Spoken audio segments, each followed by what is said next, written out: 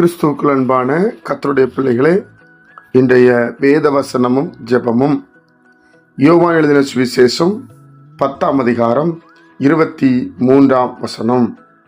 இயேசு தேவாலயத்தில் சாலமோனுடைய மண்டபத்திலே உலாவிக் கொண்டிருந்தார். என் அன்பு கர்த்தருடைய பிள்ளைகளே, ஆண்டவராகிய இயேசு கிறிஸ்து சாலமோனுடைய மண்டபம் ஏன் எழுதப்பட்டிருக்கு என்றால், சாலமோன் தான் தேவனுடைய ஆலயத்தை கட்டினார் என்று விதத்திலே வாசிக்கிறோம்.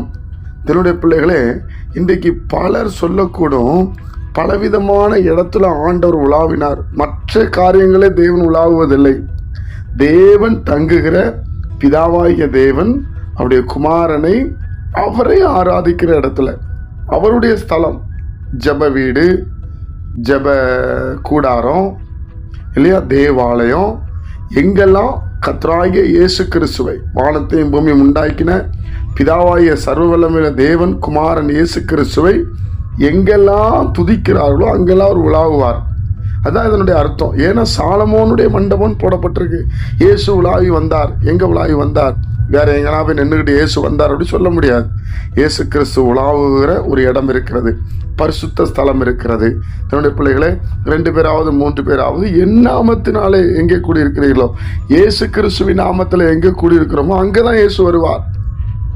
அதனாலதான் நீங்க இங்கே இருக்கிறார் அங்கே இருக்கிறார் என்று சொன்னால் நம்பாதீங்கள் என்று சொல்லப்பட்டிருக்கிறது.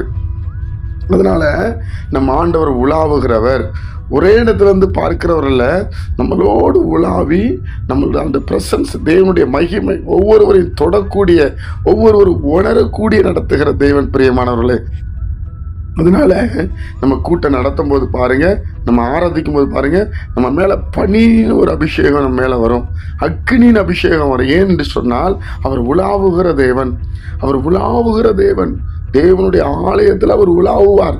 எந்தெந்த பிள்ளைகள் கண்ணீரோடு இயேசுவை நோக்கி ஜெபிக்கிறாங்களோ அந்த இடத்துல உலாவுவார், மற்ற இடத்துல உலாவ மாட்டார். சில காரியங்கள்லாம் பாருங்க, தேவனுக்கு பிரியமில்லாத நடக்கிற காரியம், தேவன் இல்லாத இடத்துல என்ன பண்ண மாட்டாரு, ஒரு உலாவ மாட்டார். தேவனுடைய பிரசனத்துல, தேவனுடைய ஆலயத்துல. அதாவது சாலமோனுடைய மண்டபம் சொல்லப்பட்டிருக்கிறது. சாலமோன் தான் தேவனுக்கு ஆலயத்தை கட்டினார். அதை அவர் மென்ஷன் பண்றாரு. காரணம் என்னன்னு சொன்னா, நம்ம இன்னைக்கு மற்ற விதமான காரியங்களை போய் இயேசுங்க நான் பார்த்தேன் அப்படி சொல்ல முடியாது. தேவனுடைய பிள்ளைகளை நல்ல கவனமா இருங்க.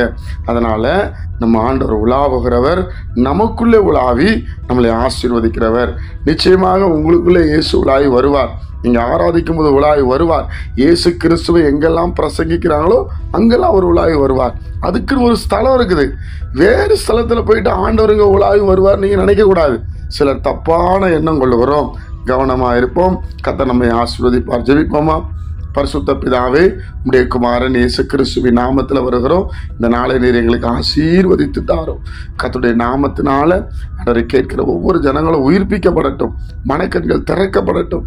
நாங்களுமே நோக்கி பார்க்க எங்களுக்கு கிருபை செய்யும். இந்த நாளை ஆசீர்வதித்து தாரும். இயேசுவின் மூலம் பிதாவே, ஆமென்.